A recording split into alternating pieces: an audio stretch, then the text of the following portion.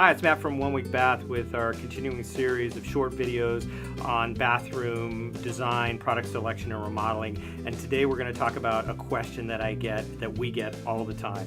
Why do I need a permit for my bathroom project? I'm not moving anything. Everything's staying in the same location. I'm not doing anything structural. Why do I need a permit?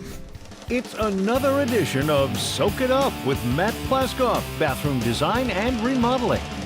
Look, many contractors will tell you, or handyman or whatever, that you don't need a permit. It's absolutely not true. We had someone in our office survey 62 counties and cities around where we work, the major places that we work, and without fail, 100%, every city and county said you absolutely need a permit, even if you change a faucet, even if you change a light or an outlet. So why are permits required? That's the big question. Why are they required?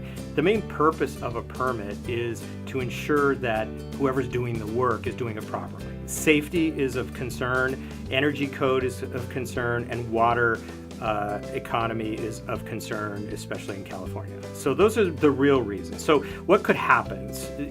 Ensuring that your contractor does a good job is part of the city's responsibility, which is why they come out and do an inspection. Maybe you didn't pull a permit and your contractor came, tore your shower out, put a new shower pan in, and finished the shower, and it's all over and the shower leaks.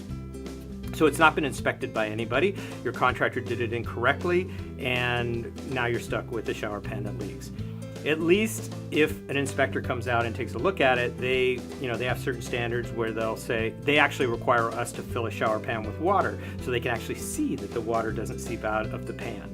So, and they're going to look at electrical. Is the wiring proper? Is it grounded? Could you get shocked? Could you actually die because you don't have a ground fault electrical outlet in your bathroom? Did somebody put a light fixture above a tub and somebody stood up in the tub and grabbed the light fixture? Those are things that would never pass code.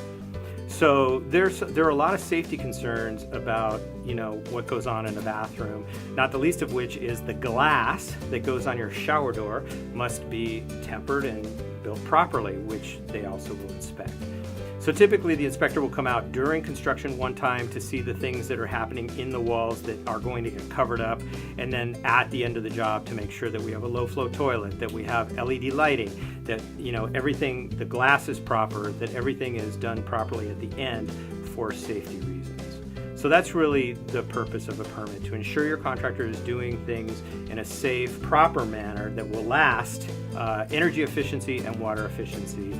And 99.9% of the time, you're going to need a permit, even if you change a faucet. So there you have it. Stay tuned for more of our short videos.